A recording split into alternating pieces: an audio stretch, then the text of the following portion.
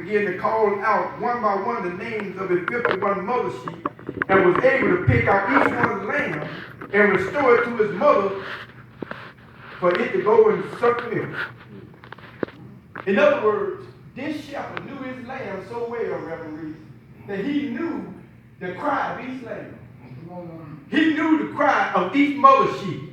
All of them was crying at the same time, but he knew each one of them cried. I stopped by to tell St. John, God knows your every cry. Amen. He knows your cry from anybody else's cry because you are his sheep, and he knows who belongs to him. Amen. So all you got to do is just cry out to the Lord, church, and God will hear your cry. Don't think God don't know you. God knows you. God already has a blessing with your name on it. Amen. He's already got a blessing tailor-made just for you. What God has for you is for you. God got it for you because he knows your wants and he knows your every need. Amen. God knows you don't need what I need. God knows I don't need what you need. But God knows our every need. So all you got to do is just cry out to God and he will hear your cry. Hallelujah. A shepherd considers other for the sheepfold. And he said, and other sheep I have, which are not of this fold. Them also I must bring. The shepherd seeks out new sheep. A shepherd is not just concerned with the people of his congregation, but a shepherd needs to see the needs of people outside the congregation. A shepherd sees that there's more people that need to be saved than it is that's unsaved. There are more people that's not saved than are saved. And a good shepherd understands that and try to put together a plan to bring those in that Jesus said of none of this fold. Jesus told the disciples that the harvest is plentiful, but the laborers are few.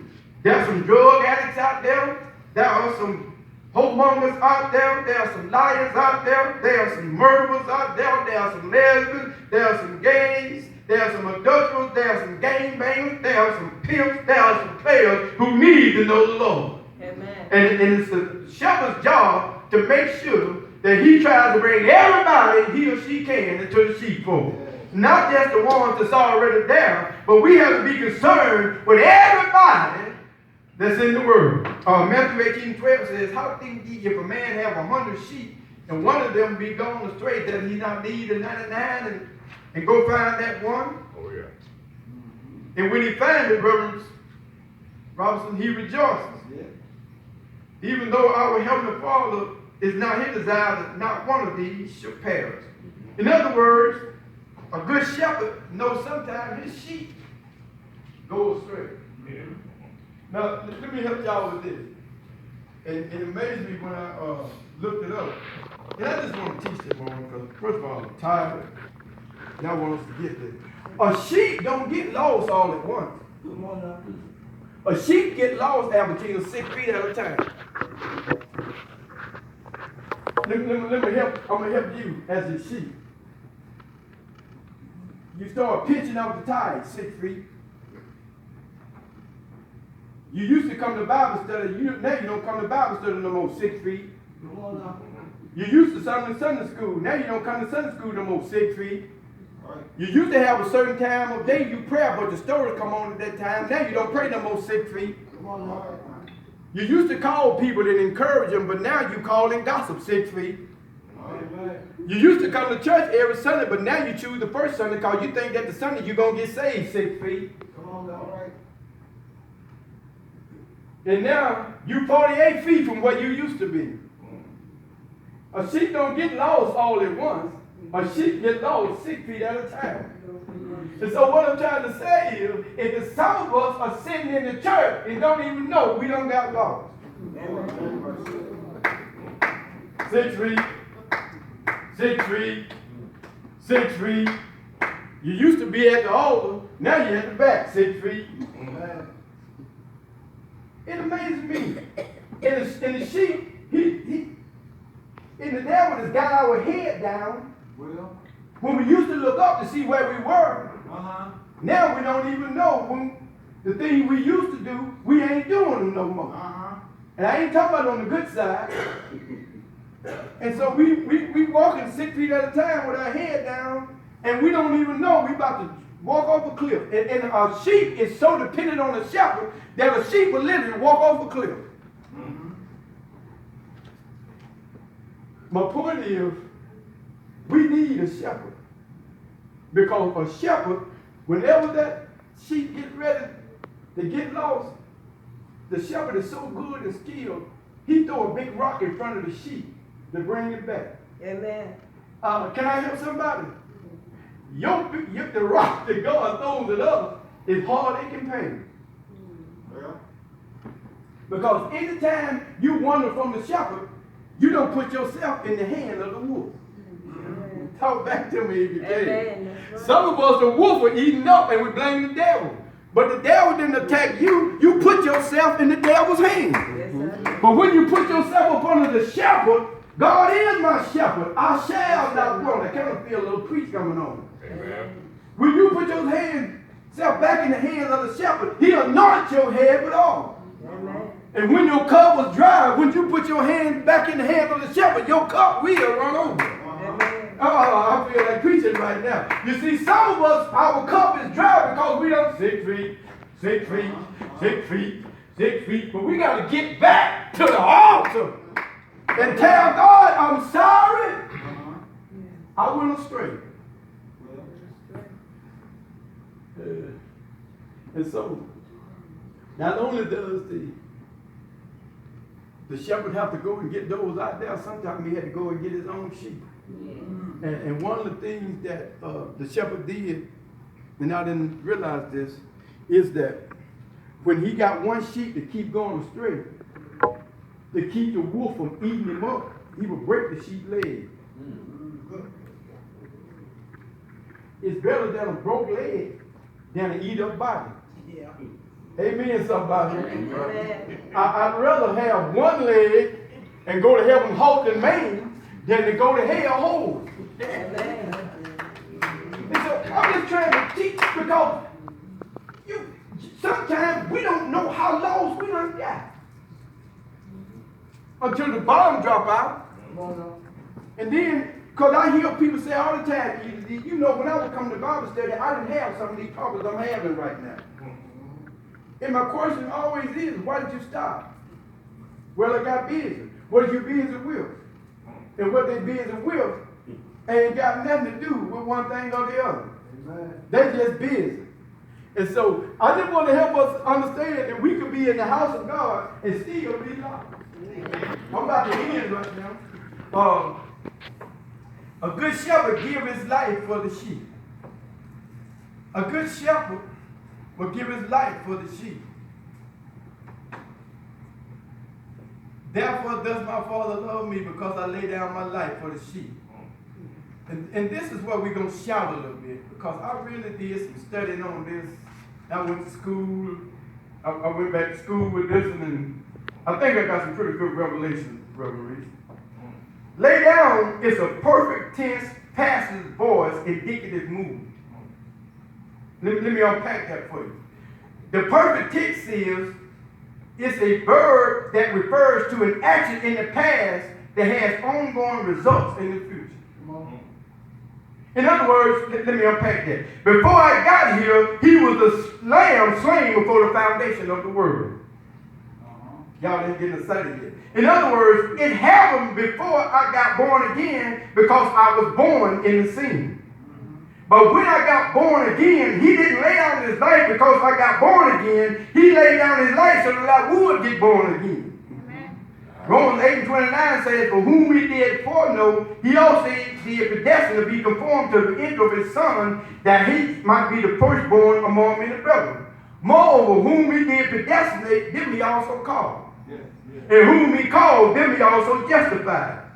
And whom he justified, them he also glorified.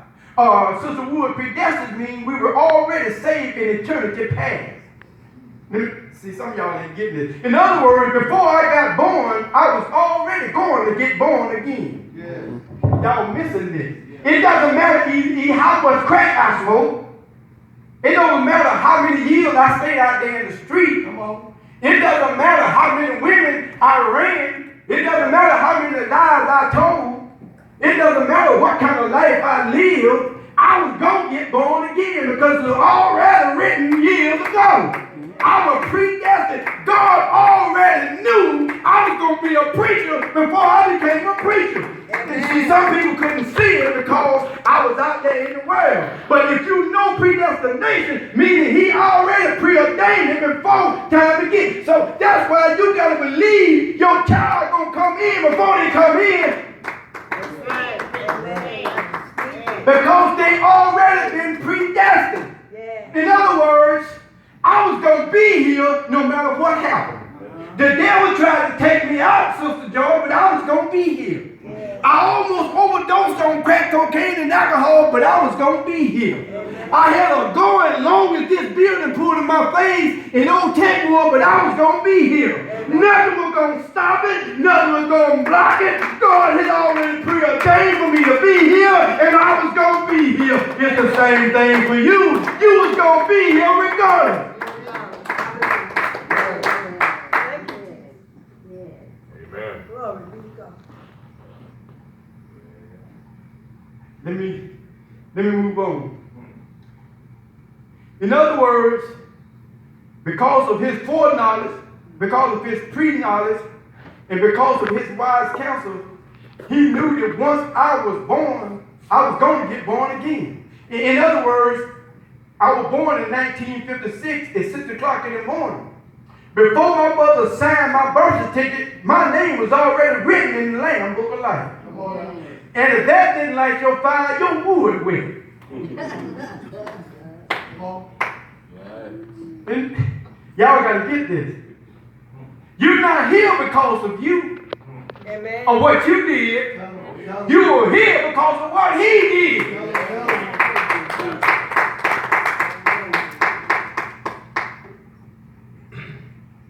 Some people say, I found the Lord. No, you didn't. God found you. God ain't never been lost. We were lost. So,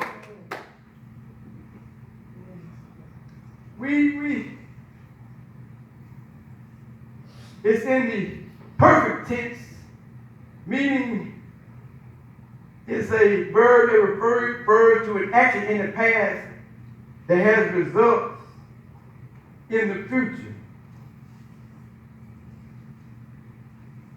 It's in the passive voice. Oh, let me get my notes right. It's in the passive voice. In other words, the subject sheep is me. And in the passive voice, the who is me, is being acted upon by another. Come on up. It's a passive voice. In other words, I didn't do anything to get it. It was done. I couldn't do it. There's no good thing in me that merits it. I could not pray enough. I could not give enough. I could not praise enough. It was already done. In other words, it was nothing but the grace of God that did it. We were saved by grace through faith and not by works, lest any man should boast.